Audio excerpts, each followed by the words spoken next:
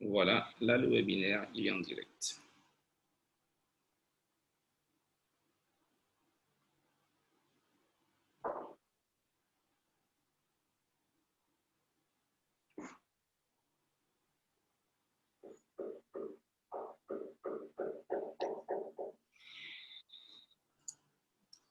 Bonsoir, bonsoir, bonsoir et bienvenue à tous ceux qui nous rejoignent. Soyez tous les bienvenus. Il y a plusieurs personnes qui se connectent déjà. Il y a plusieurs dizaines de personnes qui sont là. C'est fantastique.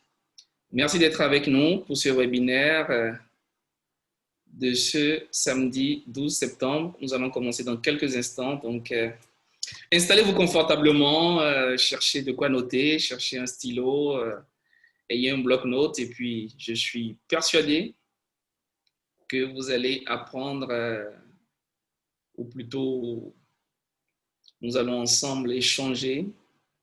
Et il y a beaucoup de notions que vous pourrez relever à côté et qui vous seront utiles pour la suite.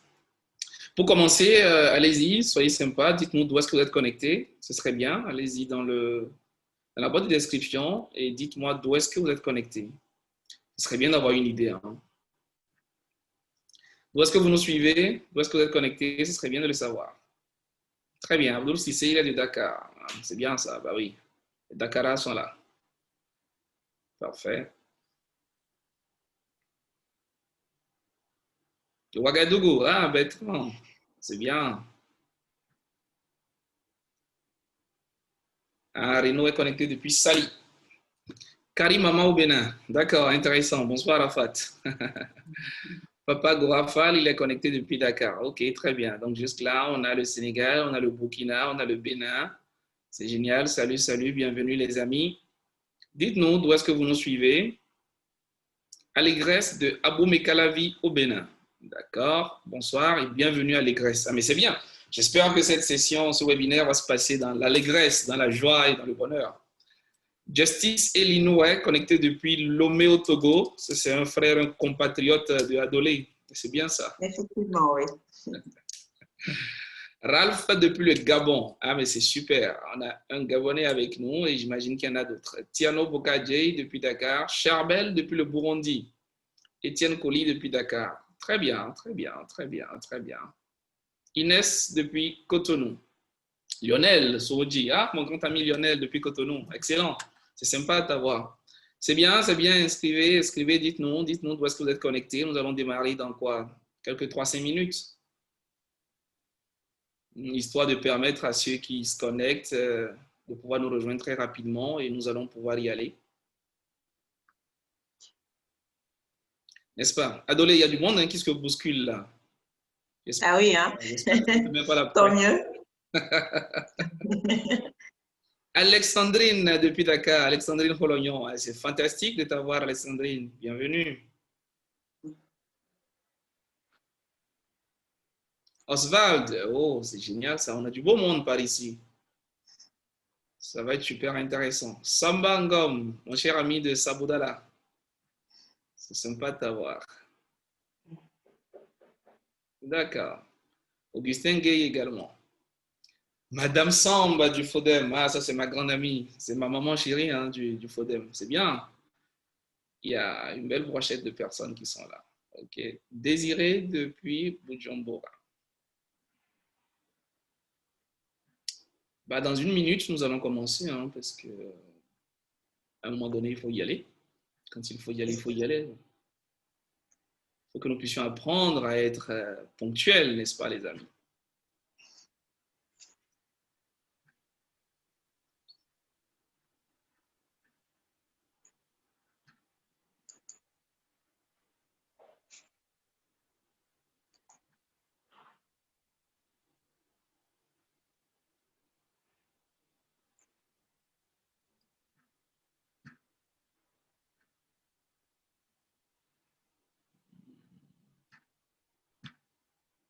OK.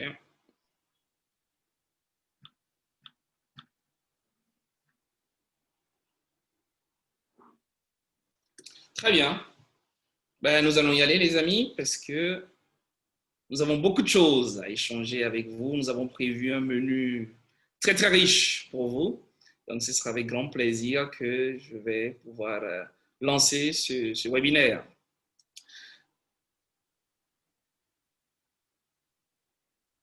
Bienvenue une fois de plus à tous ceux qui nous rejoignent. Vous êtes des dizaines de personnes connectées. À la base, vous êtes des centaines, hein, vous êtes inscrits. Et là, on a déjà une belle brochette de personnes en ligne. C'est un véritable plaisir. Je suis Gaius Siakossi et voilà, manager général du cabinet Baraka Gates. Nous avons, depuis quelques mois, entrepris une série de webinaires pour inviter un certain nombre de personnes, des amis, des professionnels de différents domaines à échanger, à discuter, à nous partager leurs astuces que ces personnes utilisent au quotidien. Donc, en 1 heure, généralement, on arrive à tirer, à puiser le maximum de certains sujets. Et aujourd'hui, nous allons pouvoir débattre d'un sujet qui est très intéressant également, l'estime de soi.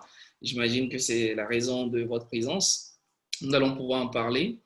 Pour la plupart, vous connaissez le cabinet Baraka Gate également, qui est un cabinet, une entreprise de formation où nous accompagnons les particuliers et les entreprises à performer davantage. Notre credo, c'est le meilleur de vous, c'est de vous emmener, vous, ainsi que vos collaborateurs, vos équipes, à avoir plus de performance parce que nous partons de l'hypothèse selon laquelle chaque personne est vraiment un miracle. Chaque personne est remplie de talents, de capacités. Chaque personne est réellement une boule de potentiel et nous voulons accompagner les personnes et les entités à exceller, aussi simplement que cela. Et aujourd'hui, nous parlons de l'estime de soi comme base du succès. J'ai le plaisir d'accueillir une amie que j'ai découvert il y a, je ne sais plus combien de temps, hein, quelques mois, c'est ça? Peut-être 2019. Donc, je vous présente mon invité du jour. Mon invité du jour est diplômée d'HEC, HEC Paris, avec une spécialisation en économie financière. Et elle se définit aujourd'hui comme une stratège des bonnes pratiques financières. Elle a 9 ans, plus de 9 ans d'expérience dans le conseil et l'accompagnement de direction générale, avec des missions de management, d'organisation de finances dans l'animation d'ateliers de formation. Son parcours l'a amené à développer un réel intérêt pour le développement personnel, dans la mesure où voilà, il s'agit d'un facteur clé de succès individuel et collectif. Elle a également acquis une science aiguë du fait que l'humain se trouve au centre de la plupart des problématiques. Voilà. Et je ne peux être que d'accord avec cela.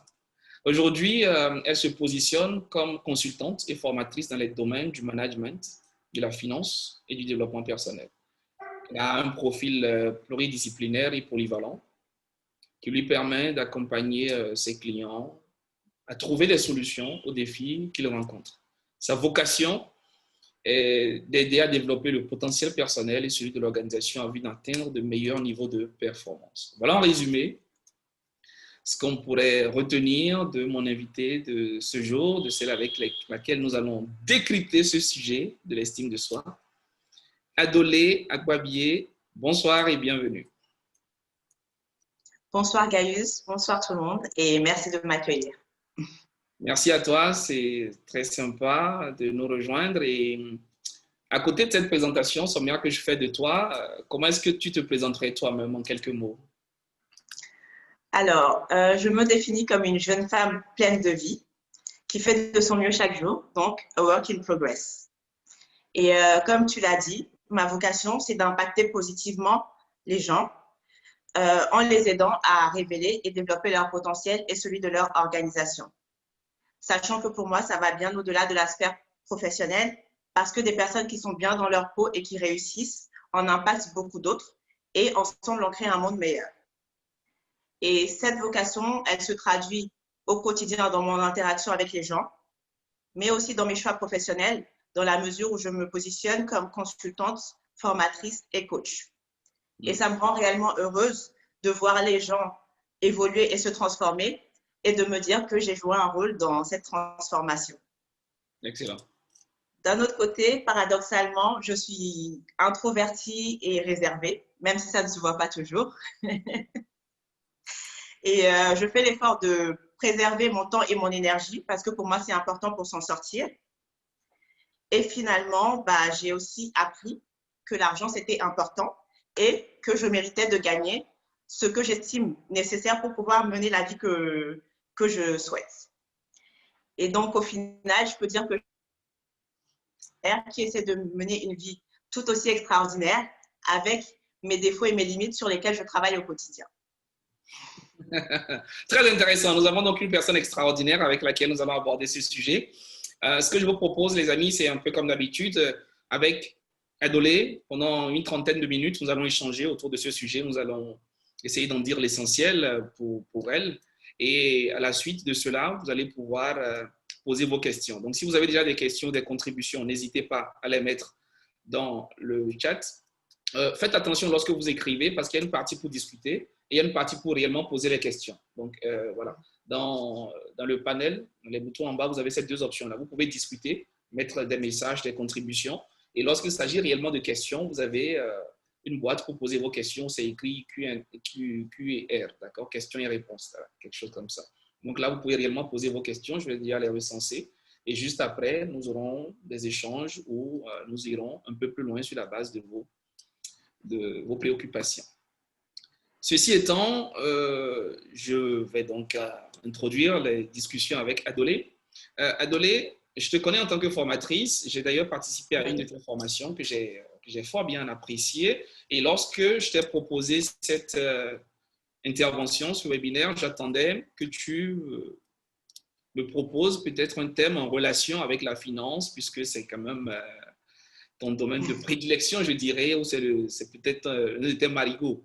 Et j'ai été assez fort surpris, mais agréablement surpris de te voir proposer plutôt un sujet en rapport avec l'estime de soi. Pourquoi avoir choisi un tel sujet?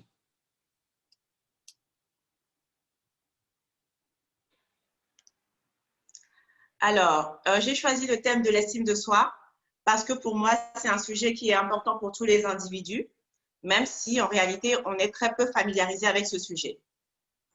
Et c'est encore plus vrai dans nos sociétés africaines où on attend de l'individu qu'il se sacrifie au profit du groupe. Et si je dois donner un exemple de ce fait, c'est que depuis que je suis au Sénégal, en fait, j'ai entendu beaucoup de personnes qui m'ont dit que, en fait, leur salaire ne leur appartenait pas.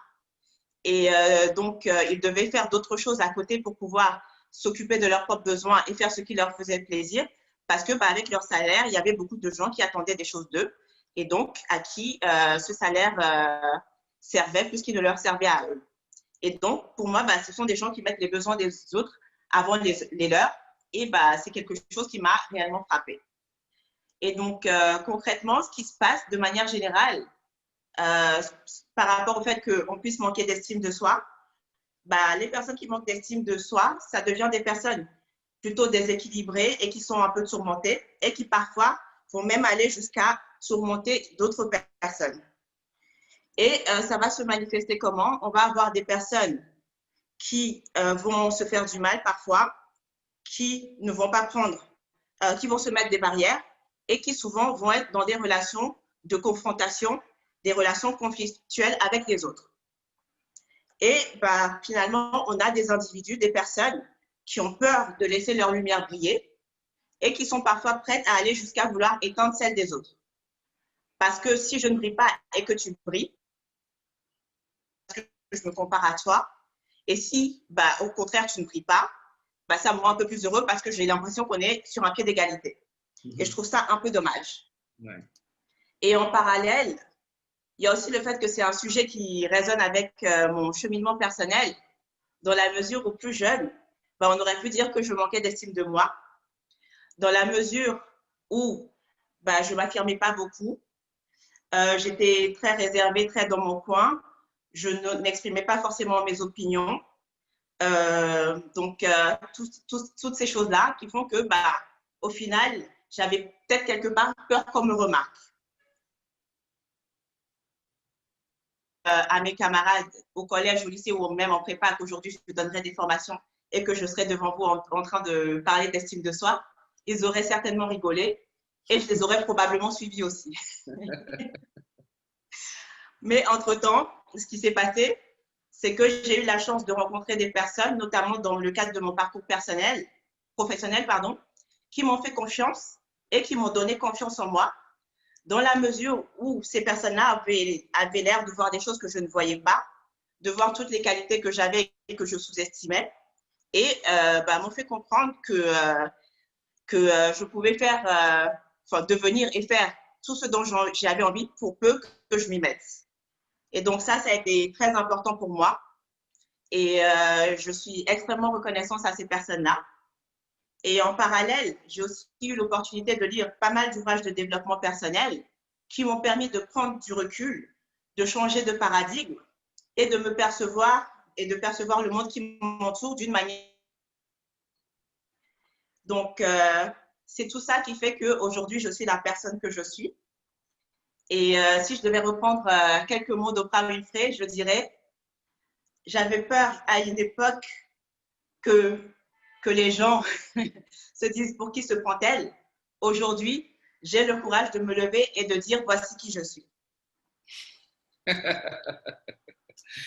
Ah, mais c'est super. Nous avons donc affaire à une personne qui a dû surmonter son manque d'estime et qui aujourd'hui a le courage, a le cran de se présenter, de dire voilà qui je suis et de s'assumer totalement. Et c'est ce que nous allons décrypter, nous allons voir quels sont les éléments qui ont jalonné ce parcours-là et qui t'ont permis aujourd'hui d'être à ce niveau où tu es et ce niveau d'affirmation de toi. Mais avant d'aller plus loin, parlons de l'estime de soi en elle-même. Qu'est-ce que c'est en réalité? Si toi, tu devrais définir cela en termes simples, c'est quoi avoir de l'estime de soi? C'est quoi manquer d'estime de soi? Alors, l'estime de soi, en fait, c'est un facteur important dans le développement de chaque individu, dans la mesure où c'est ce qui va déterminer la manière dont je vais me percevoir, la manière dont je vais percevoir le monde qui m'entoure, comment je vais interagir avec moi-même parce qu'on est en interaction permanente avec soi et comment je vais interagir avec les autres. Et donc, ça va être la manière dont je me perçois, dont je m'évalue, dont je m'apprécie et dont je m'accepte. Ça va aussi être la place que je m'accorde dans la société et sur cette terre. Et à partir de là, c'est important, un proverbe latin, tu vaudras aux yeux des autres ce que tu vaudras à tes propres yeux.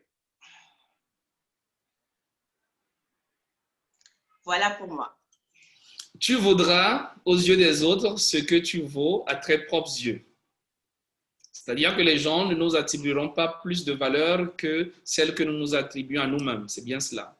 Effectivement. Je suis entièrement d'accord. Et d'ailleurs, les gens essaieront même de nous attribuer un peu moins que ce que nous attribuons. Donc, il faut pouvoir se donner une certaine valeur et tout faire pour la mériter. D'accord, très bien, intéressant. Et cette estime de soi que tu définis, cette perception de soi qu'on a, en quoi est-ce que ce serait la base du succès? Alors, en quoi ce serait la base du succès? Je vais peut-être déjà reprendre une citation d'un célèbre calife musulman du VIe siècle, je crois, qui dit « Celui qui ne connaît pas sa propre valeur est voué à l'échec ». Et le fait, c'est que généralement, on remarque qu'il y a beaucoup de gens qui ont une faible estime d'eux-mêmes et donc qui vont être mal dans leur peau, qui ne vont pas prendre la place qui leur revient et qui ne vont pas réussir comme ils le devraient. Pourquoi? Parce que en fait, on est fortement sujet à l'influence extérieure. La manière dont je vais m'évaluer va beaucoup dépendre de ce qui se passe à l'extérieur de moi, des messages que je reçois du monde extérieur. Donc, je vais me demander qu'est-ce qu'on pense de moi? Est-ce qu'on m'aime? Est-ce que mes idées sont approuvées? Social, est-ce que je fais mieux que la personne d'à côté? Et dans ces circonstances-là, l'estime que je vais avoir de moi-même va forcément être et mon attention ne va pas être dirigée dans la bonne direction. Et dans ces circonstances, ce qui va se passer, c'est que forcément, quels que soient les résultats que je vais atteindre, je ne vais jamais être vraiment heureux ni satisfait. Pourquoi? Parce que, en fait, je poursuis des objectifs qui ne m'appartiennent pas et qui ne me servent pas. Et même si, en apparence, je peux sembler avoir rencontré le succès, en vérité, moi, je sais que je ne suis pas encore et je ne suis pas heureux. Donc, tout ça parce que ce qui se passe, c'est que la définition du succès, c'est quelque chose qui est personnel et propre à chaque individu. Et pour pouvoir poursuivre le succès tel qu'on le conçoit, il faut pouvoir l'assumer, ce qui suppose qu'on se connaisse suffisamment bien et qu'on ait une estime de soi suffisamment solide. Très intéressant. Très, très intéressant. L'estime de soi, c'est donc comment est-ce que je me perçois et comment est-ce que je me Oui, regarde et quelle place est-ce que je m'accorde, quelle est la valeur que je m'accorde. Et c'est ça. une fois que je comprends cela, ça a un lien avec le succès parce que si je ne m'accorde pas une certaine valeur, quels que soient les résultats auxquels j'aboutis, en réalité, je peux ne pas être heureux parce que je ne m'estime pas et en réalité, je suis toujours dans le regard de l'autre, je suis toujours dans la comparaison, j'attends toujours que ce soit les autres qui valident en fait ce que j'ai, donc je ne suis pas heureux malgré ma progression. C'est bien cela? J'accorde plus d'importance à la voix des autres qu'à la mienne. Très bien, très bien. D'accord. C'est Bah, ça. et pour toi, alors, ce serait quoi le succès? C'est quoi une personne qui a réussi? Alors, une personne qui a réussi, de manière générale, je dirais que c'est chaque personne qui dit ce qui lui permet de réussir. Mais pour moi, la réussite, c'est de pouvoir vivre, de mener une vie qui me permet d'être en harmonie avec moi-même. Donc, être en harmonie avec moi-même, pour moi, ça va pouvoir être avoir une activité qui fasse sens pour moi, maîtriser mon temps, pouvoir être à l'abri du besoin, pouvoir me faire plaisir et prendre soin de moi, pouvoir être là pour mes proches, passer du temps avec eux, pouvoir les aider et leur faire plaisir, être sereine, être dans un cadre de vie qui me corresponde et finalement, à terme aussi, choisir mes clients. Tout ça parce que c'est ce qui est en accord avec les valeurs que j'ai. Et donc, c'est quelque chose sur quoi je travaille tous les jours. Et si je dois comparer ça à une vision du succès que d'autres personnes pourraient me donner, si je devais écouter mes parents, par exemple, à l'heure qu'il est, je devrais certainement être en France ou au Canada au lieu d'être au Sénégal. Je devrais être dans une grande boîte et avoir un salaire régulier et conséquent. Et probablement que je devrais certainement avoir fondé une famille comme on l'attend de beaucoup de femmes à mon âge. Sachant Avec que trois selon enfants le et le profil… quatrième en attente. Pardon? Avec trois enfants et le quatrième en attente. C'est ça, exactement. D'accord. Donc, je sais que ça, ce n'est pas la mienne. Et j'ai dû faire un travail sur moi-même pour pouvoir effectivement savoir ce qui était important pour moi et pouvoir l'assumer, même si ce n'est pas évident tous les jours, parce qu'il y a des jours où on se demande si on a pris les bonnes décisions, est-ce qu'on va y arriver? C'est pour ça que c'est important d'être clair sur ce qui est important pour nous et de l'assumer. Good. Le succès, une vie réussie, c'est donc une vie, c'est la capacité à mener une vie qui nous permet d'être en harmonie avec nous-mêmes. C'est ce que moi je retiens en tout cas. C'est ça. Et sur cette base-là, très rapidement, pour lever la petite nuance ou alors pour faire le lien, tu nous diras tout. Estime Oui. de soi et confiance en soi, à quel niveau est-ce qu'ils se rejoignent et comment est-ce qu'ils interagissent? OK. Est-ce que c'est la même Donc, chose? merci. Alors, non, ce n'est pas la même chose dans la mesure où la confiance en soi, ça va être plutôt de l'ordre de ce qui est apparent et affiché. Elle va s'évaluer à travers l'attitude d'une personne et de manière générale, la confiance en soi, pour moi, c'est quelque chose qui va résulter de l'estime de soi. Ouais. Pourquoi? Parce que c'est la confiance que j'ai dans ma capacité à réaliser des choses, à passer à l'action et à réussir ce que j'entreprends.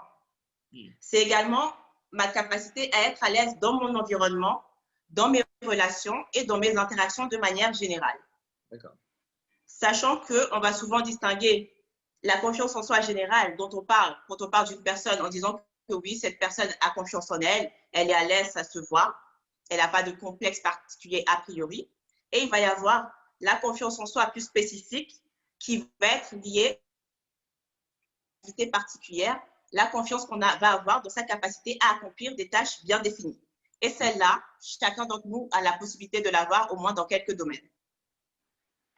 Et au final, ce qui se passe, c'est qu'il y a un cercle vertueux entre estime de soi et confiance en soi qui vont se renforcer l'une l'autre.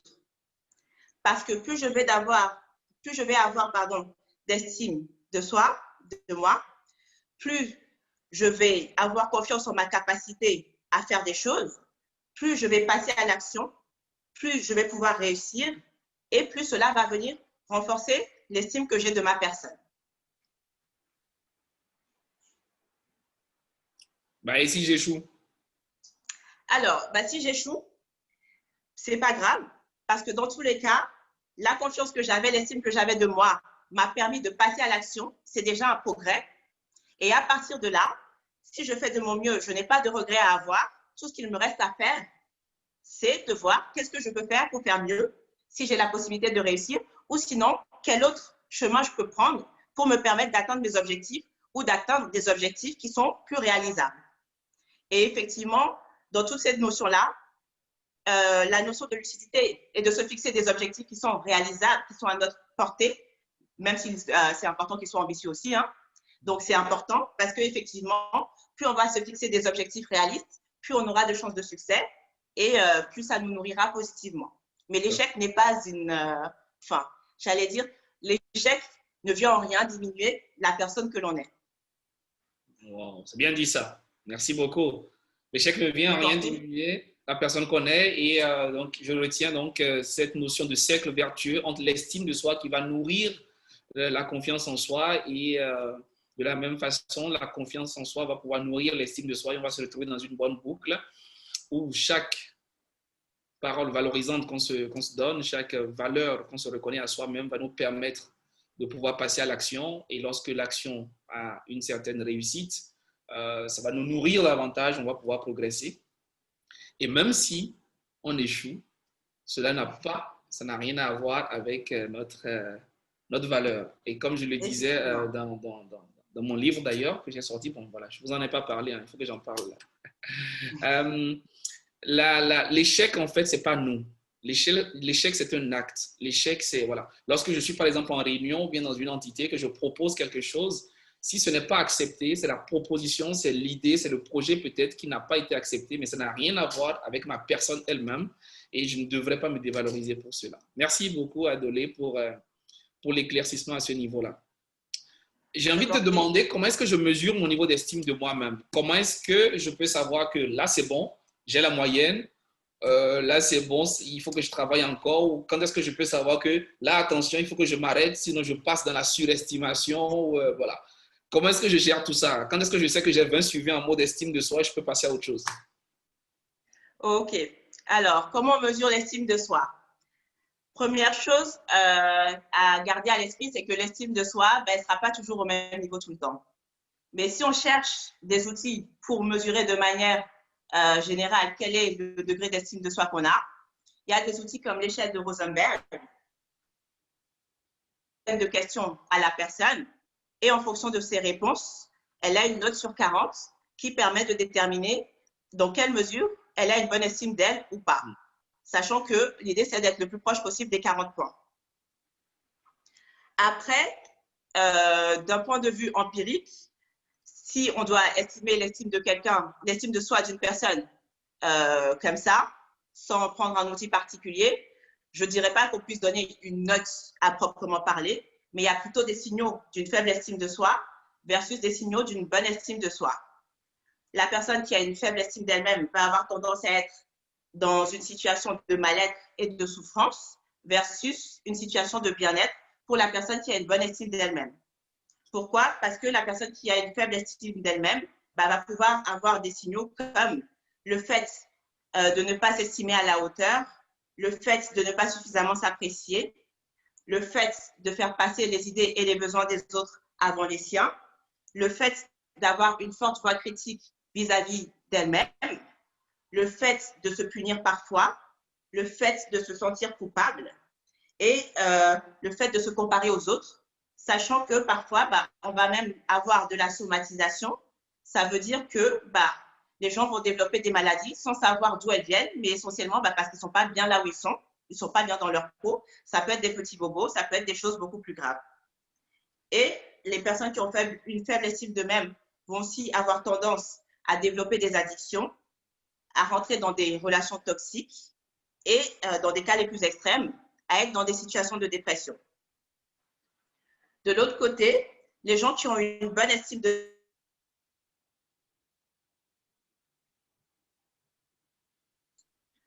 vont privilégier leurs idées et leurs besoins comparativement à ceux des autres. Ils vont être bienveillants et indulgents, envers eux-mêmes. Ils vont s'écouter. Ils vont évaluer leur progrès, être bien dans leur peau, être plus détachés de ce que font et pensent les autres, être plus responsables de la manière dont ils se sentent et de ce qu'ils font, et finalement mener une vie plus saine.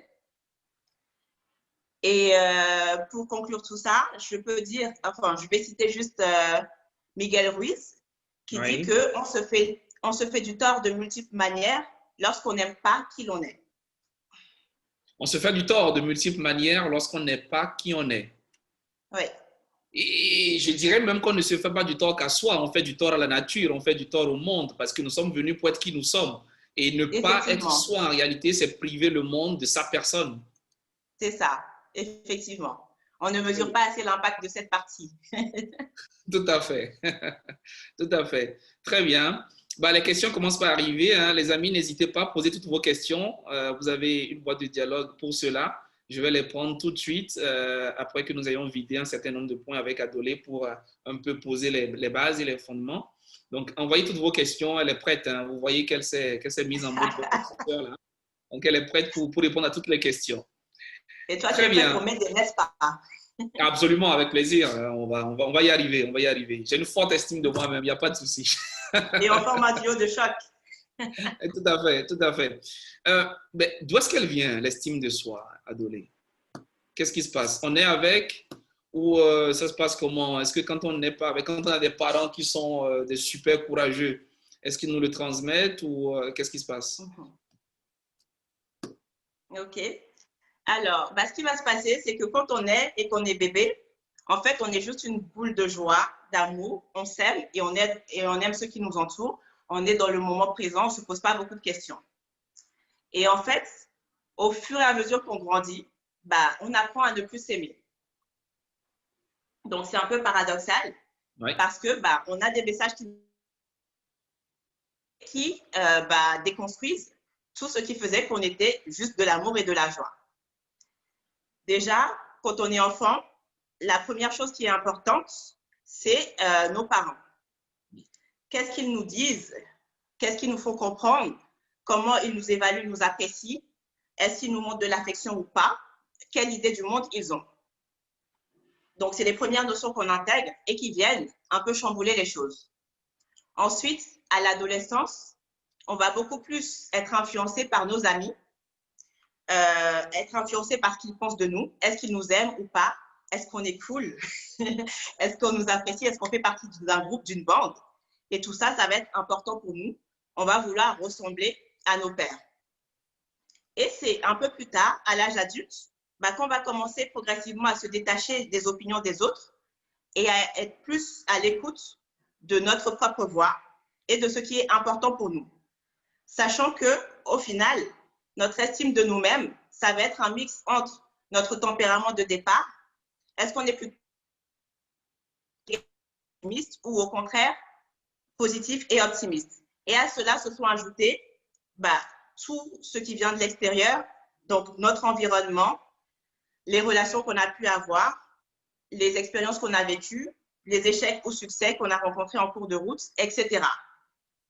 Et donc, le mix de tout ça, ça fait qu'à un moment, on a tout un discours interne qui est construit sur la base de ce qu'on a reçu de l'extérieur. Si c'est positif, tant mieux, on aura une bonne estime de nous-mêmes et on aura appris à être autonome et à s'évaluer soi-même avec bienveillance. Et au contraire, si les messages qu'on a reçus sont plutôt négatifs,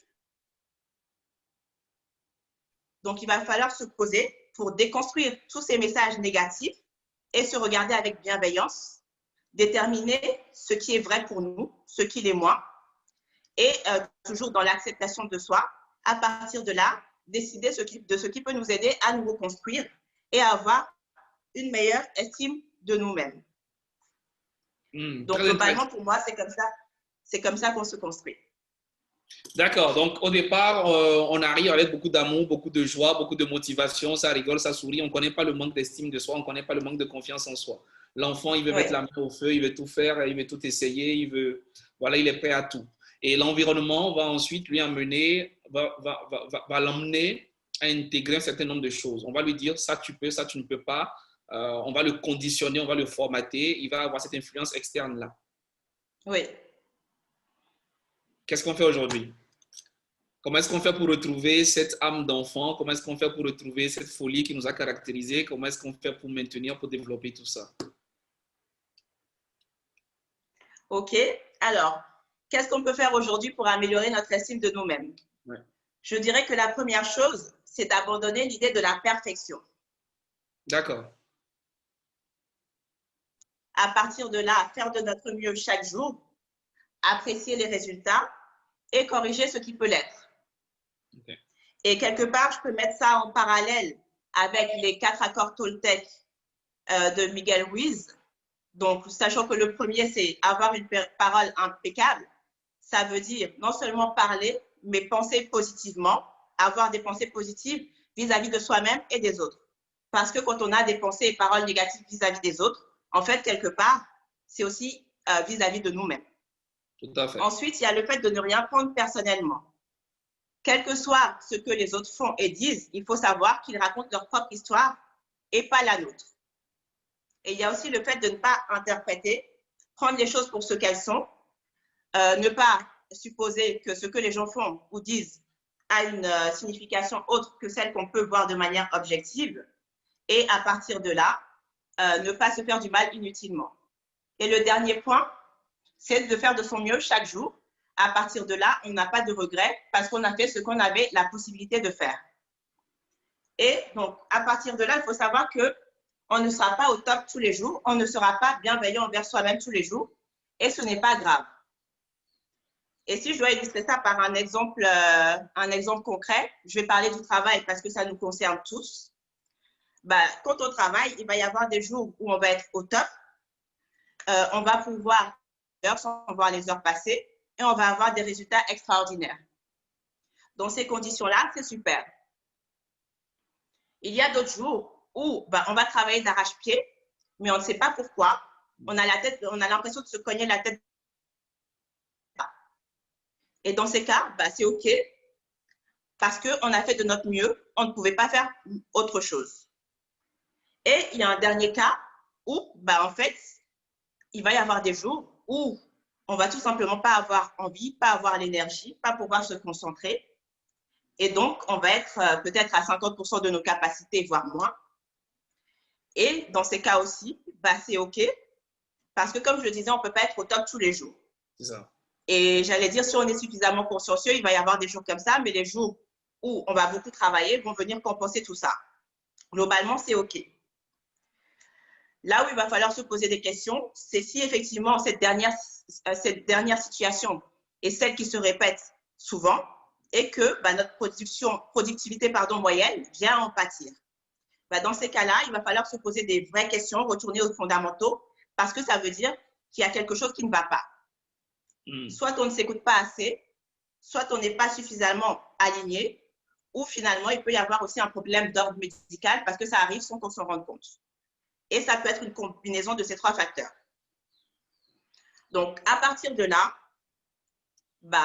accepter d'abandonner la perfection et s'écouter, c'est déjà une première étape pour améliorer son estime de soi. Après, ce qui est important, c'est de se protéger de tout ce qui contribue à diminuer l'estime de soi. Donc, il va y avoir, par exemple, les environnements toxiques. Il va y avoir d'échecs ou de rejet. Il va y avoir le fait de se comparer aux autres. Et il va y avoir aussi notamment les paroles blessantes, surtout lorsqu'elles viennent de personnes qu'on aime ou qu'on estime. Il y a aussi notre discours interne, bien sûr, qu'il faut pouvoir travailler.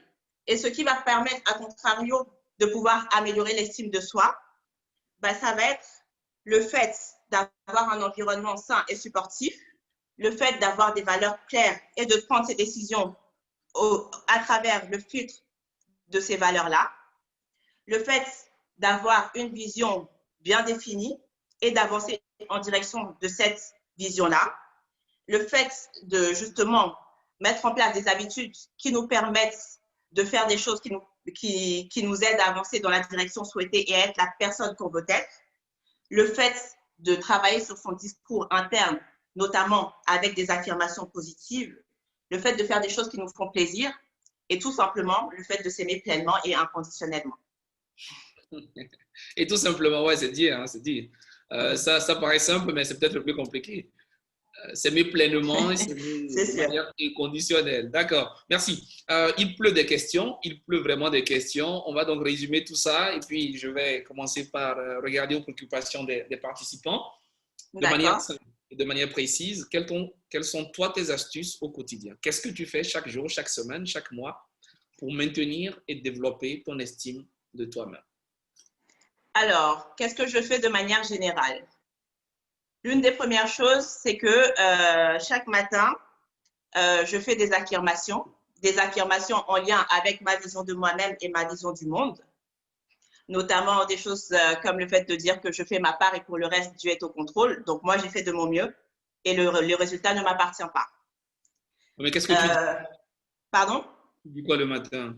Ça ressemble à quoi tes affirmations? Tu les dis à quelle heure? Tu les dis pendant combien de temps? Alors, j'allais dire, le temps, ce n'est pas le plus important. Le temps, c'est le temps qu'on a la capacité de se donner. Ça peut être 2 minutes, ça peut être 5 minutes, ça peut être plus. Mais très concrètement, globalement, ce qui se passe, c'est que mes affirmations, je vais les dire, par exemple, quand je suis sous la douche, parce que j'ai du temps et mon cerveau est libre. Et donc, je vais dire des choses comme je fais ma part et pour le reste, je vais être au contrôle. Je m'aime quoi qu'il advienne. Je vis dans un monde d'abondance et de générosité. Okay. Je vais faire des affirmations aussi en lien avec la somme d'argent que je veux, que je visualise pour chaque mois ou d'ici la fin de l'année. Je dis aussi que mon cœur est ouvert, qu'il donne et reçoit beaucoup d'amour. Ce genre d'affirmation, par exemple. Intéressant. Très bien. C'est bon à savoir. Après, il y a aussi… Il y a la fois Ousmane Diallo qui dit combien d'argent? 400 millions? Amine, amine. D'accord, ok, très bien. Donc, affirmation tous les matins sur ce que Oui. tu veux, sur comment est-ce que tu te vois, comment est-ce que tu te projettes par rapport à ta journée, tes objectifs. Excellent. Quoi d'autre? Alors, j'écoute aussi régulièrement beaucoup de livres de développement personnel. Je dis j'écoute parce que c'est plus simple à l'heure qu'il est. Ça fait que dans ma journée, je peux avoir plusieurs moments où je vais écouter 1 à 2 heures, voire plus parfois, de contenu qui me mettent dans des bonnes dispositions et dans un état d'esprit positif et qui me permettent de rester consciente de ma propre valeur et de tout ce que le monde a à m'offrir. Excellent. Ça aussi, c'est un point important. Tout à fait. Après, j'allais dire, j'ai parlé des affirmations, il y a aussi la visualisation et la prière. Donc, c'est important aussi de pouvoir visualiser les choses et toujours, comme on dit, avec de l'émotion pour les affirmations et les visualisations, parce que ce qui est mélangé à de l'émotion a beaucoup de pouvoir et ce qui n'est que de l'ordre de la pensée est très limité. Mm-hmm.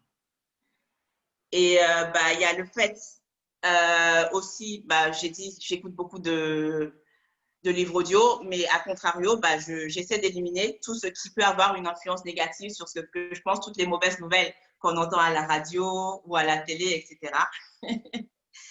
Et il y a aussi le fait que j'essaie de toujours faire des choses qui me font plaisir, à minima, enfin déjà dans chaque journée, j'essaie de trouver des petites actions qui me permettent de me faire plaisir. Je célèbre mes petites victoires, donc c'est important de pouvoir se dire qu'on avance. Et je fais des points réguliers sur quelle est ma vision, qu'est-ce que j'attends ou dans quelle direction je veux aller. Et je regarde aussi quels sont les progrès que j'ai faits. Et j'essaie aussi de voir, au regard de là où je suis aujourd'hui, qu'est-ce que je peux faire mieux pour me permettre d'aller plus facilement dans la direction souhaitée. Donc ça aide beaucoup aussi. Super. Et j'allais dire, les choses qui peuvent m'aider aussi, c'est le fait de mettre en place des habitudes qui me permettent de rester dans une dynamique positive et de prendre soin de moi. Faire du sport le matin, par exemple, c'est important. En tout cas, j'ai un nombre minimum de séances qu'il faut que je fasse par semaine parce que je sais que ça me permet de me maintenir en meilleure santé, ça me permet de maintenir une meilleure humeur et d'être plus efficace dans ce que je fais. Donc ça, c'est quelques petites astuces au quotidien. Après, il y a beaucoup d'autres choses qui peuvent être faites, hein. J'imagine, ouais, j'imagine. Mais merci beaucoup. Tu nous partages déjà tellement d'éléments qui sont très importants. Merci à toi, c'est très gentil. On va Je ouvrir t'en prie. la foire aux questions et aux réponses. J'en ai tellement qui sont déjà toutes prêtes, toutes chaudes. Pendant qu'on parlait, il y a une intervention qui dit ceci. Vous avez pris un exemple de l'échec en réunion lorsque ta proposition est rejetée. C'est ta proposition ou ton idée qui n'est pas acceptée. Mais qu'en est-il en Oui. amour? Qu'en est-il en amour? Qu'en est-il en amont? Enfin, j'allais dire si cette question peut être un peu précisée. Bah, j'imagine que la personne veut dire que tout à l'heure, on évoquait le fait que lorsque tu t'exprimes, lorsque tu proposes Oui, quelque chose et que les gens ne veulent pas, n'en veulent pas ou alors rejettent cela, c'est pas toi le problème, c'est oui, peut-être juste. effectivement, oui. Et en amour également, peut-être quand tes Ah, actions. en amour, autant pour En moi, je amour. n'avais pas bien compris. En amour. Ok, donc j'allais dire effectivement, ce que je peux dire, c'est que c'est plus facile de prendre du recul par rapport aux échecs d'un point de vue professionnel qu'aux échecs d'un point de vue personnel. Parce Oui, qu'effectivement, d'un point de vue professionnel, on propose des idées, elles peuvent être bonnes, ne pas être bonnes, elles peuvent être adaptées au contexte ou pas. Et en amour, bah, en fait, on se dit qu'on propose d'autres personnes et que c'est notre personne qui est rejetée. tout à fait. Mais c'est pour ça que oui, c'est plus difficile de prendre du recul dans ces circonstances-là.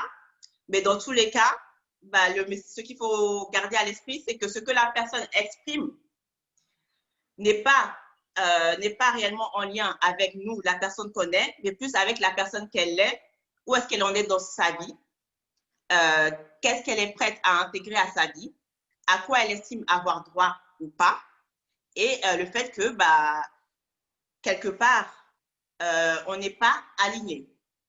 C'est ça. Mais le fait qu'on ne soit pas aligné, ça ne veut pas dire que nous, on n'est pas bien, on n'est pas suffisamment bien.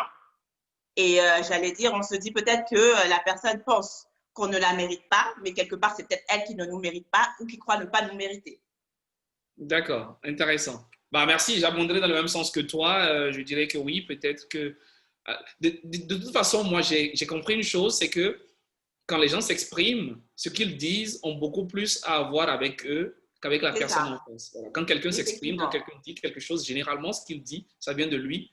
Et c'est généralement plus, il parle plus de lui que de la personne à laquelle il s'adresse. Et C'est deuxième ça. élément, c'est que peut-être que dans la manière de se comporter, bon, parce qu'on parle du cadre de l'amour qui est assez particulier quand même, peut-être qu'en réalité, on ne parle pas le langage d'amour de la personne.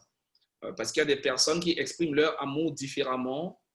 Voilà. On n'est pas tous pareils. Donc, quand moi j'aime, ou alors quand moi je veux me sentir aimé, je veux qu'on me fasse X, Y, Z, alors que l'autre, lui, il exprime son amour autrement. Voilà. Donc, c'est peut-être à ce niveau-là également que ça se joue. J'ai tellement de questions que je ne sais pas à laquelle commencer. Bon, on va commencer par le début. Je vais les résumer et j'espère que tu feras aussi autant pour tes réponses pour qu'on puisse adresser le plus grand nombre de questions. Euh, Oui. Est-ce que tu comprends la notion de surestimation de soi? Est-ce que pour toi, il y a une question de trop haute estime de soi parce qu'il y a plusieurs personnes qui en parlent? Est-ce qu'il est Oui. possible de tomber dans l'arrogance, dans la condescendance, dans l'orgueil, etc.? OK.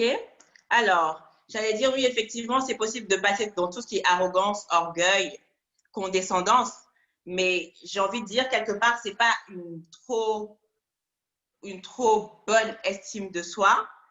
J'allais dire, généralement, les personnes qui tombent dans ce travers, c'est que quelque part, en fait, il y a une faiblesse qu'ils n'acceptent pas. Et donc, en vrai, leur estime de soi n'est pas si solide que ce qu'ils veulent bien faire croire aux autres. Et c'est pour ça qu'ils ont besoin de se gonfler, de se donner plus d'importance, bah, pour prendre plus de place que celle qu'ils se donnent réellement. Hmm. D'accord aussi, d'accord. Généralement, ces personnes qui ont des traits d'orgueil masquent effectivement un petit manque et un petit malaise à l'intérieur. Oui. D'accord. Comment garder le cap lorsque les gens s'entêtent à nous minimiser? Comment garder le cap quand on nous minimise toujours? Ouais. Alors, bah, le fait, c'est d'une part de se dire que ce que les autres pensent, c'est pas le plus important. Nous, où est-ce qu'on en est aujourd'hui? Est-ce qu'on est satisfait ou pas? Si on est satisfait, tant mieux. Si on n'est pas satisfait, qu'est-ce qu'on peut faire pour aller plus loin? Et si on n'est pas satisfait, c'est pas grave. parce qu'on est dans un cheminement de vie et que, bah, enfin, j'allais dire, ce qui serait étonnant, c'est qu'on soit complètement satisfait à un moment donné. Après, si effectivement on est dans un environnement où les gens nous critiquent constamment, c'est sûr que ce n'est pas très sain.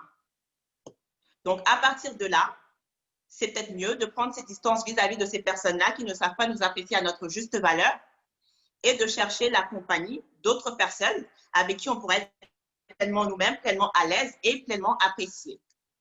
Très bien. Assez clair.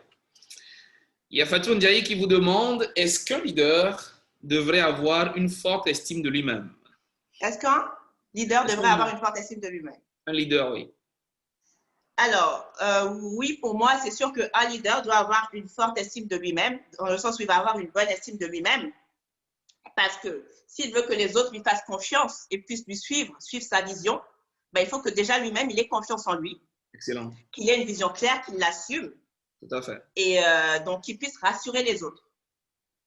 Et j'allais dire, c'est l'estime qu'il se donne à lui-même, l'amour qu'il s'apporte, qui va lui permettre d'être bienveillant à l'égard des autres et de pouvoir justement les embarquer dans son aventure parce que bah, il respire que la positivité, il s'aime, il aime les autres, il sait comment faire pour trouver les moyens de faire en sorte que tout le monde avance ensemble.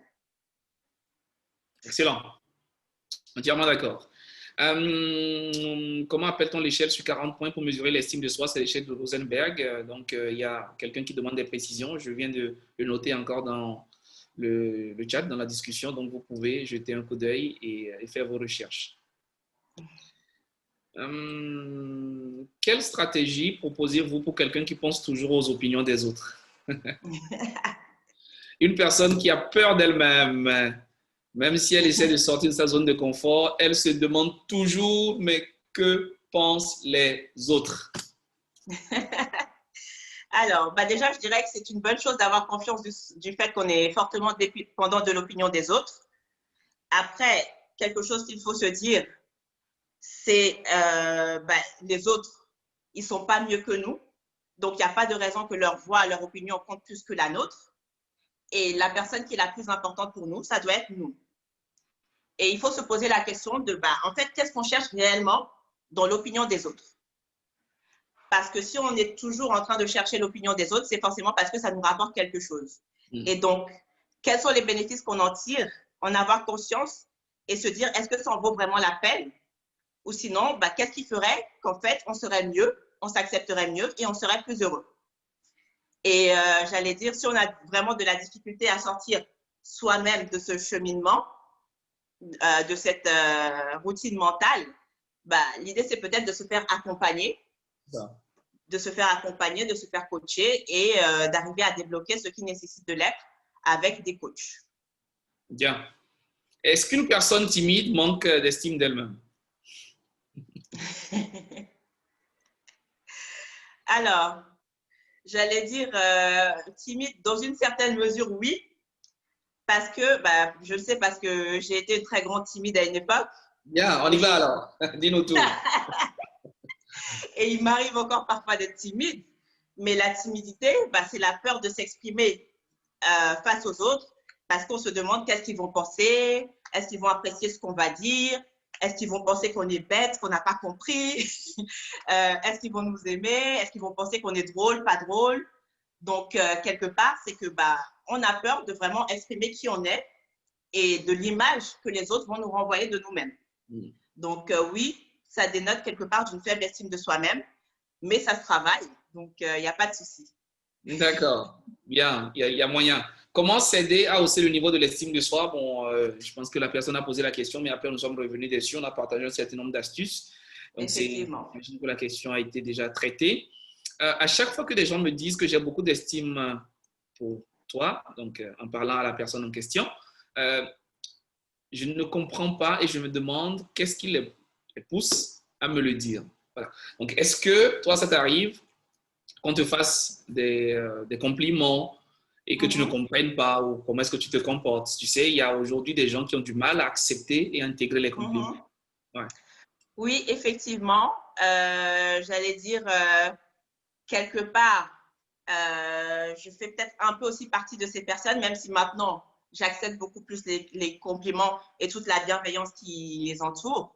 Mais c'est vrai qu'à une époque, bah, au regard de l'image que j'avais de moi-même, bah, ça me gênait parce que je ne me percevais pas forcément de la même manière et aussi parce que je me disais que bah, on me voyait alors que j'essayais peut-être de faire en sorte qu'on ne me voit pas forcément dans la masse. Mais effectivement, bah, il faut se dire que les personnes qui viennent et qui expriment un compliment, pour peu qu'ils soient sincères, sont bienveillants envers nous, montrent de l'appréciation et bah, enfin, ils ont compris quelque chose et donc nous, il faut qu'on l'intègre, il faut qu'on l'accepte. C'est un cadeau. Ouais, c'est ça. Il faut l'accepter, c'est un cadeau, il faut arriver à intégrer cela, à sourire, à accepter, à remercier Avec grâce. avec grâce et gratitude, dit ça. Est-ce que les parents ont la possibilité de forger l'estime des enfants de sorte qu'à l'âge adulte, cela soit effectif? Alors, j'allais dire, oui, les parents peuvent fortement contribuer au fait qu'un enfant ait une bonne estime de lui-même à travers bah, le type d'éducation qu'il lui donne. J'allais dire, un style d'éducation autoritaire aura un impact moins positif sur l'estime de soi qu'un style d'éducation où on sera plus dans l'écoute et dans le partage. Donc, effectivement, qu'est-ce qu'on dit à l'enfant? Qu'est-ce qu'on lui renvoie comme message? Est-ce qu'on lui apprend à s'aimer? Est-ce qu'on lui apprend à être indulgent envers lui-même? Est-ce qu'on lui apprend à se donner de la valeur par lui-même et aussi à ne pas s'attarder sur tout ce qui ne va pas, sur ses échecs? Est-ce qu'on lui apprend à ne pas être dans la comparaison? Est-ce qu'on lui apprend bah, que le monde est plutôt bienveillant ou pas? Tout ça, c'est des choses effectivement qui vont pouvoir renforcer l'estime de soi de l'enfant. Est-ce qu'on lui donne de l'affection? Parce qu'effectivement, ça aussi, c'est important pour son développement et aussi par rapport à ce qu'il, lui, va pouvoir donner après aux autres. Tout à fait. Donc oui, les parents peuvent fortement aider à construire l'estime de soi de l'enfant. Intéressant. Avoir des références comme modèle, est-ce que cela peut jouer sur notre estime de nous-mêmes? Oui, bien sûr que ça peut jouer parce qu'effectivement, il y a des moments, notamment quand on n'est pas encore très sûr de soi, où avoir des personnes dont on se sert comme modèle peut aider parce qu'on voit ce qu'elles ont accompli, ce qu'elles ont traversé et ça nous montre que c'est possible. Donc, si elles y sont arrivées, pourquoi pas nous?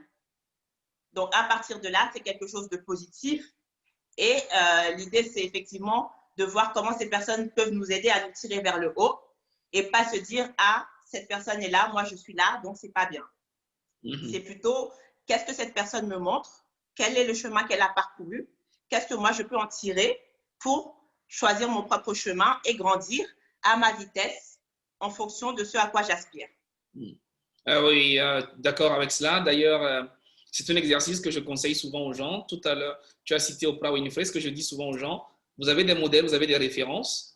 Allez creuser leurs questions, allez creuser leur vie, allez savoir d'où est-ce que ces personnes-là viennent. Parce que tout à l'heure, Oprah Winfrey, quand on va chercher son histoire, quand on va voir dans son enfance d'où est-ce qu'elle vient et quel parcours est-ce qu'elle a accompli, on se rend compte que mais finalement, tout est possible, je peux y arriver aussi. Effectivement. Voilà. Il y a des questions qui se rejoignent, on doit bientôt finir, il y a des questions qui se rejoignent.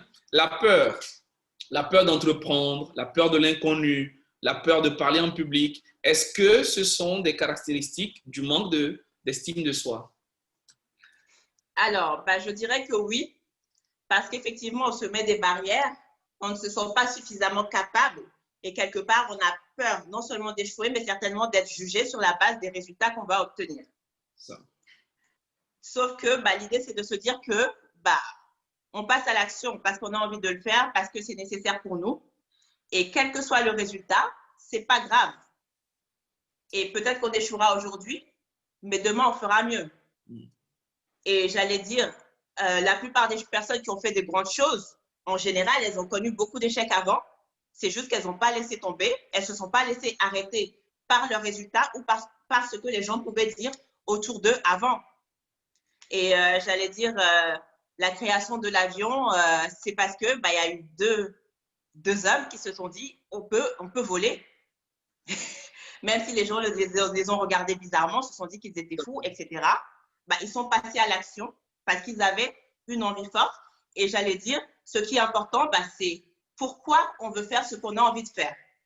Et si ce pourquoi est suffisamment fort, bah, à un moment, on sortira parce qu'on est clair sur ce qui nous motive, on sortira de notre zone de confort, on sortira de notre peur et on passera à l'action. Et on verra bien ce qui se passera.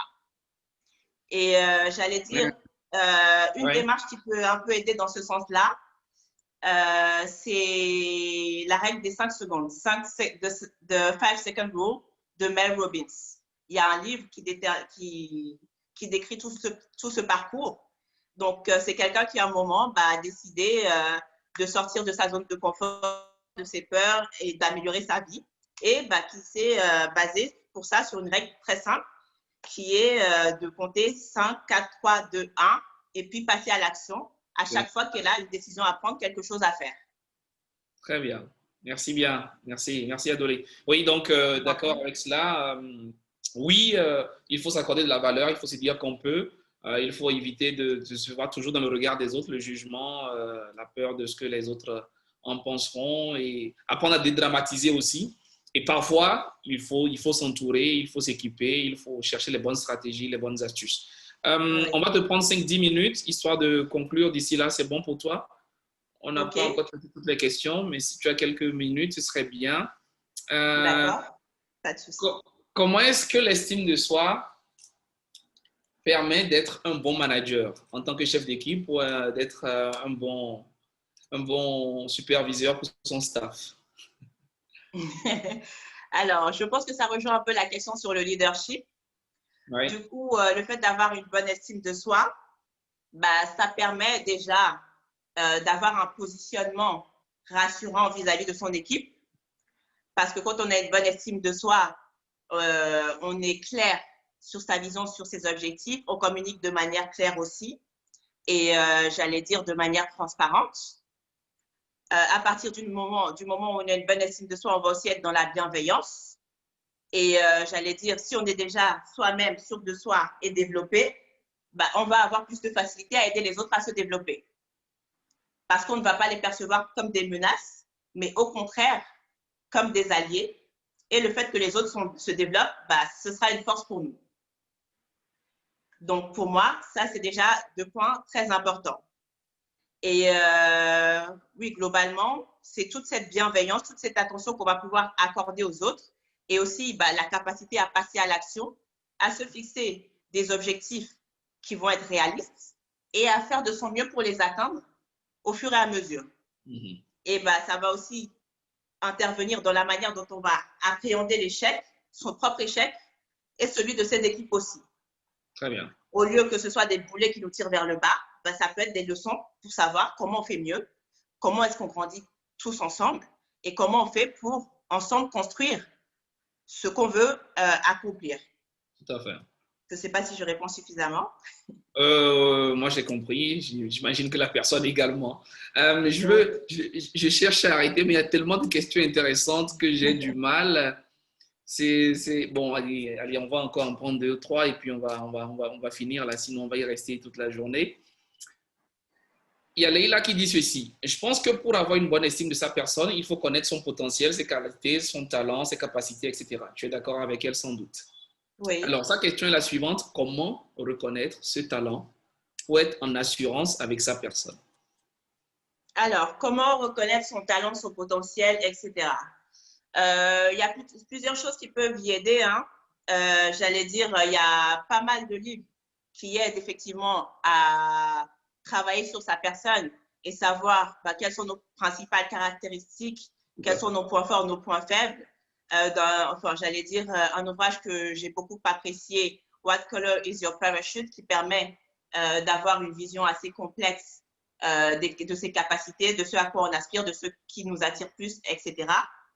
Donc, il y a le fait de pouvoir échanger avec des personnes qui nous entourent et qui sont bienveillantes à notre égard, parce que c'est important, et voir avec eux, effectivement, qu'est-ce qu'ils apprécient chez nous, qu'est-ce qu'ils nous reconnaissent comme talent, comme compétence, comme capacité. Il y a aussi le fait de se poser et de regarder dans sa carrière ou dans sa vie de manière générale, quelles sont les principales choses qu'on a pu accomplir. Parfois, ça peut être des choses qui peuvent nous paraître insignifiantes, comme organiser un voyage, organiser un événement familial, ou d'autres choses de ce genre. Ça peut être des missions qu'on a eu à réaliser d'un point de vue professionnel, etc. Et ben, voir déjà toutes les choses qu'on a faites, voir quelle était la problématique, comment on a résolu cette problématique et quelles sont les compétences et qualités dont on a dû faire preuve pour apporter les solutions qui étaient nécessaires, régler le problème ou en tout cas créer quelque chose. Et donc, ce genre d'exercice, ça va effectivement permettre de se rendre compte qu'en fait, on a beaucoup de qualités qu'on ne soupçonne pas forcément et du coup, qu'on ne valorise pas. Absolument, absolument. Et pour peut-être, Leïla, ce que je pourrais dire également, c'est que pendant ce processus, pendant ce questionnement, en cherchant à trouver les réponses, avant même d'avoir les réponses, il faut déjà s'aimer. C'est déjà, pour la personne que vous êtes, le fait d'être en vie, le fait d'être une personne humaine, vous êtes déjà une personne formidable, vous êtes une dame, je ne sais pas de quel pays vous êtes, de quelle nationalité, peu importe, mais vous êtes déjà une personne avec du potentiel. Vous avez de la valeur, vous avez quelque chose d'unique, vous êtes une personne, il n'en existe pas deux comme vous, donc il faut vous aimer déjà pour cela. Avant d'aller chercher quelles sont vos qualités, quelle est votre spécificité, quelles sont vos capacités, dans quel domaine est-ce que vous êtes super compétente, il faut déjà vous aimer sans même savoir déjà vos compétences. Rien que le fait d'être vous, c'est déjà très bien. Vous êtes déjà une personne magnifique, superbe, extraordinaire et pour aller plus loin, donc lisez, fouillez, mais surtout, écoutez-vous. Les réponses nous viennent de l'intérieur. Il faut s'écouter, il faut savoir quelle est votre passion, quelles sont vos compétences, qu'est-ce que vous aimez faire, qu'est-ce que les gens reconnaissent dans vos actes, qu'est-ce que les gens vous confient souvent comme activité, les félicitations qui viennent, c'est en rapport avec quoi généralement. Donc, il y a un petit processus. J'en parle d'ailleurs dans mon livre. Donc, vous pouvez vous documenter, vous pouvez vous faire accompagner, vous pouvez vous faire former pour cela. Bon, il faut quand même clôturer cette histoire, sinon on ne va pas partir. Alors, je prends la question de qui pour finir. Il y en a tellement. Quelle image vous faisiez-vous de vous? D'accord, je te pose 2-3 questions et puis tu vas répondre. Quelle image est-ce que tu te faisais de toi? Bon, je ne sais pas à quel moment, peut-être que c'est pendant que tu parlais à un instant, tu as parlé d'une image que tu te faisais de toi. Donc, il y a Madame Diop qui veut savoir quelle image est-ce que tu te faisais de toi. Je ne sais pas si ça te parle ou pas. Alors, du coup, je me pose la question de savoir est-ce que c'était quand j'avais pas forcément très confiance en moi et pas forcément une forte estime de moi, ou est-ce que c'est... Mais quelle image est-ce que je me faisais de moi? Quand j'avais pas une forte estime de moi, je me disais que j'étais une fille ordinaire, un peu maigrichonne à l'époque. Je ne m'estimais pas forcément au-dessus de la moyenne. J'étais timide. Je me disais peut-être que je n'étais pas forcément drôle. Je ne sais pas, des choses comme ça, mais ce n'était pas forcément des messages très positifs. Et, et oui, il y a des moments où on se demande même est-ce qu'on a sa place dans ce monde dans ce monde cruel, dirait-on. Dans ce monde de super intelligents, dans ce monde de personnes très calées et tout. Et où il faut être un requin, semblerait-il. Oui, c'est ça. C'est ce qu'on veut nous faire croire.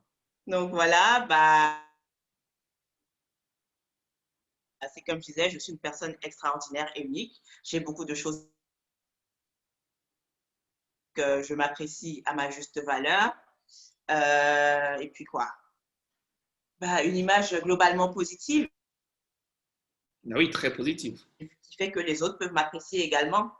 Et que s'il y a des personnes qui ne m'apprécient pas, tant pis. Bien dit, bien dit. Bon, on prend 2 questions et puis on finit. Là, je vous promets. 2 questions et puis on finit. J'ai fait une formation en ES. Bon, je ne sais pas ce que c'est. Depuis 2 ans, je suis à la recherche d'un emploi, mais en réalité, je me demande si je suis capable d'assumer ce rôle. Je souffre quand même pendant du chômage. Voilà, elle souffre du chômage. Parfois, j'ai vraiment du mal à déposer des dossiers parce que je suppose ne pas être à la hauteur. D'accord? Donc, il y a une personne qui a fait une formation. Ensuite, elle est en situation de chômage.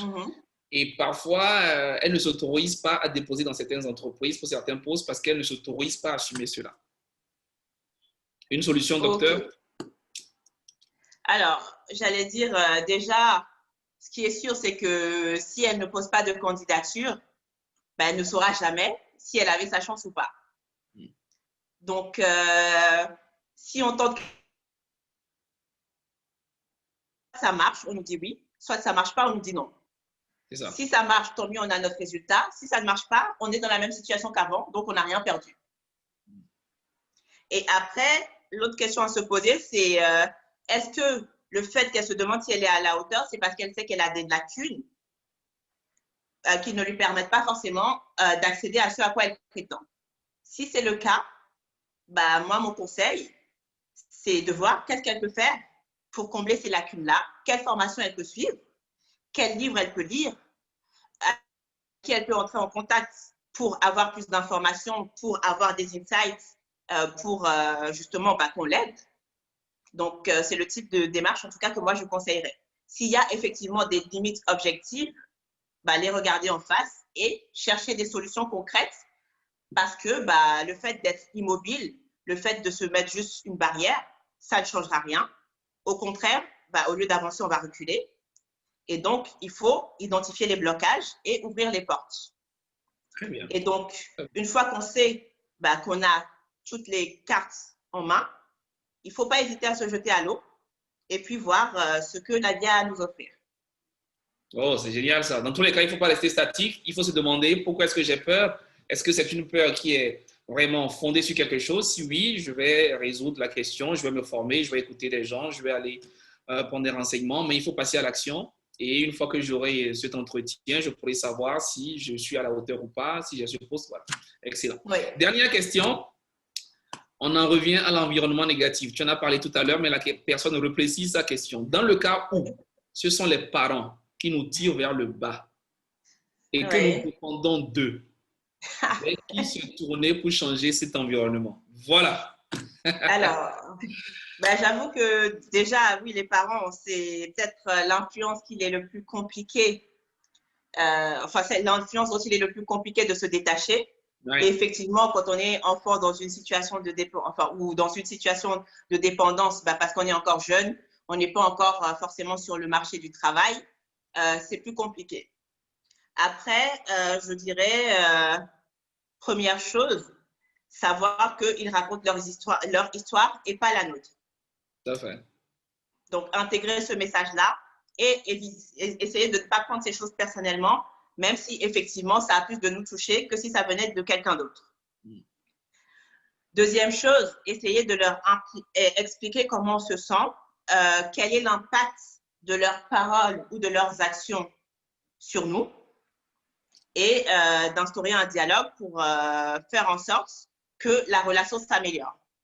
Après, bon, je sais que dans nos environnements africains et tout ça, le dialogue parent-enfant,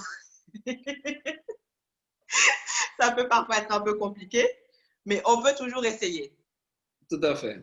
Après, l'autre idée, c'est dans la mesure du possible, essayer de se créer des bulles de bien-être, des safe places dans lesquelles on va se réfugier par moment pour se ressourcer, se déconnecter de toutes ces énergies négatives et oui, et donc se reconstruire pendant ce temps-là et devenir plus fort pour les affronter.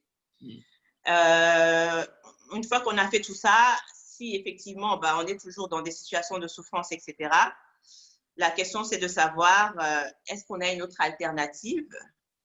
On est dépendant de nos parents. Est-ce que on peut trouver un moyen de limiter ou de complètement supprimer cette dépendance? Il y a peut-être quelqu'un d'autre dans notre famille vers qui on peut se retourner. À un moment, j'allais dire, en tout cas à partir d'un certain âge, on peut essayer de faire en sorte d'avoir une source de revenus qui nous permette de gagner en autonomie. Et donc, si effectivement la question c'est de prendre son autonomie, voir comment pouvoir la prendre dans les meilleures conditions possibles pour soi. Oui, tout à fait. Je suis d'accord avec cette idée de favoriser le dialogue parent-enfant. C'est vrai que ce n'est pas toujours évident, mais on peut toujours essayer. On ne perd rien à essayer. Trouver également une bulle où on se renforce soi, où on va chercher, on va acquérir, on va emmagasiner. Et derrière, on pourrait même arriver à transformer nos parents. On pourrait même arriver à les aider parce que j'ai la conviction qu'à la base, les gens ne sont pas foncièrement mauvais, les gens ne sont pas foncièrement méchants. Je pense que les gens sont le produit de leurs circonstances et ils ont tendance à donner ce qu'eux, ils ont et ce qu'ils pensent être le meilleur pour les autres. Donc, quelque part, quand ils le font, ils pensent qu'ils aident, ils pensent qu'ils font de la bonne façon en disant certaines choses. Donc, vous, aujourd'hui, si vous prenez sur vous de vous élever, de vous former, d'acquérir des capacités, derrière, peut-être qu'avec vous, vos paroles valorisantes, peut-être qu'avec vous, votre expérience, ces personnes-là peuvent voir les choses autrement et vous pouvez amener le climat, l'environnement à changer pour vos frères, pour les autres, pour vos enfants à vous, etc. Donc, voyez-vous en tant que leader, voyez-vous armé de cette mission-là, de changer les choses dans votre famille. Mais ne prenez pas les parents pour, je ne sais pas moi, il ne faut pas que ça devienne la guérilla à la maison, il ne faudrait pas que ça devienne, je ne sais pas moi, un climat trop tendu. Mais c'est bien de comprendre cela, mais pas pour les affronter, mais plutôt pour faciliter les échanges. Bien, il est quand même 16 heures passées de 15 minutes en heure GMT. On avait promis 1 heure de webinaire. On va bientôt finir. Adolé, as-tu un mot de fin? Oui, merci Gaius. Donc, merci à tous d'être restés aussi longtemps avec nous. Donc, mon mot de fin, ce serait de dire que nous sommes tous différents et c'est ça qui fait notre richesse. Vouloir être autre chose que vous-même serait un réel gâchis, un gâchis énorme. Ce serait priver le monde de ce qui vous rend unique. Génial. Et je vais aussi vous demander de vous faire confiance et de faire confiance à la force qui vous a mis sur cette terre et qui est bienveillante, qui vous veut du bien. Elle vous a mis là pour une raison, elle a un plan pour vous et c'est forcément un plan positif. Et lorsque vous brillez, non seulement vous éclairez d'autres personnes, mais vous leur montrez également que c'est possible. Et il faut garder à l'esprit que la lumière chasse l'ombre. Elle n'éteint pas une autre lumière, au contraire, elle lui donne de la force. Donc, j'espère que vous serez tous des lumières et que vous brillerez comme il se doit. La lumière chasse l'ombre, elle n'éteint pas l'autre lumière, mais au contraire, elle lui donne plus de force et plus d'intensité. Oui. Ah, c'est bien ça, tu es devenue une grande philosophe. C'est génial, merci les amis, c'était extraordinaire, c'était super. J'ai beaucoup apprécié, désolé, on n'a pas pu traiter forcément toutes les questions, j'ai essayé de résumer, mais on se verra dans d'autres contextes. Nous avons d'ailleurs le prochain webinaire dans 2 semaines exactement. Le thème, c'est le suivant, le courage d'être soi. Le courage d'être soi, on en parle dans 2 semaines, donc j'espère que vous serez tout aussi nombreux à participer. Très rapidement, je vous mets le lien pour vous inscrire dans la boîte de conversation et vous pourrez déjà vous inscrire pour y participer dans 2 semaines, donc le 26 septembre. Adolé, comment est-ce qu'on te contacte? Qu'est-ce qui se passe? Comment est-ce qu'on fait pour discuter davantage avec toi si les participants veulent plus? Alors, on peut me contacter sur mon numéro de téléphone, donc 00221 77 597 48 69, ou sur mon adresse email adolé.akpabi@gmail.com, ou sur les différents réseaux sociaux, donc Facebook Adolé Akpabi Pro, LinkedIn Adolé Akpabi, Instagram Léa Akpabi, ou via mon site internet. D'accord. Le site internet, c'est quoi? adoléakpabi.com. adoléakpabi.com. D'accord. Donc, c'est Adolé, c'est A-D-O-L-E, et puis Akpabi, c'est A-K-P-A-B-I-E. c'est ça, .com. Oui. Voilà. Bah, merci les amis. On grandit ensemble, on avance ensemble, on progresse ensemble parce qu'on doit tous briller et c'est comme ça que nous allons transformer nos vies, nous allons être les meilleures versions de nous-mêmes, nous allons transformer nos familles, nos entités, nos structures, nos sociétés, nos pays et puis le monde parce que je suis convaincu que nous sommes tous là pour rendre le monde meilleur que lorsque nous sommes arrivés. Donc, merci à chacun, merci à tous. N'hésitez pas à visiter le site web de Adolé ou d'aller sur sa page Facebook, sur sa page LinkedIn, c'est ça, LinkedIn, Instagram et tous ces canaux. Voilà. Elle a laissé aussi son adresse mail, c'est Adolé, tu as dit quoi? .akpabi@gmail.com. Adolé.akpabi@gmail.com. Voilà. Donc, merci les amis. Allez visiter aussi barakagate.com. Vous verrez nos prochaines formations pour le mois d'octobre. Et puis, il y a beaucoup d'éléments pour vous emmener à vous dépasser. Merci les amis, c'est très bien. Il y a encore quelques messages. Je vais voir rapidement qu'est-ce qui se dit. Merci tous les deux. Ce fut un moment très instructif. Ben voilà, Très bien. Donc, Adolé, bon, tout le monde est content, hein.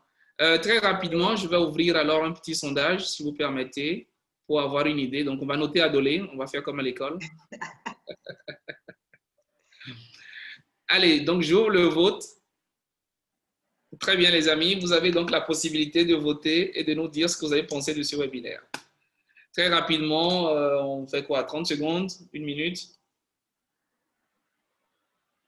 On y va, on y va, on y va. Quelques petits votes rapidement. J'ai quoi? 30 votes. Là, j'en ai combien? 38, 39, 40. OK.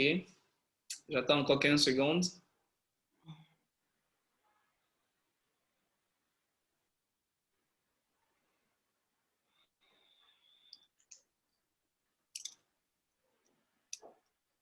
On y va, on y va, on y va, les amis. Dès que j'ai 50 votes, c'est bon, hein. 50 votes, pour moi, ça paraît représentatif. Et puis, on va arrêter.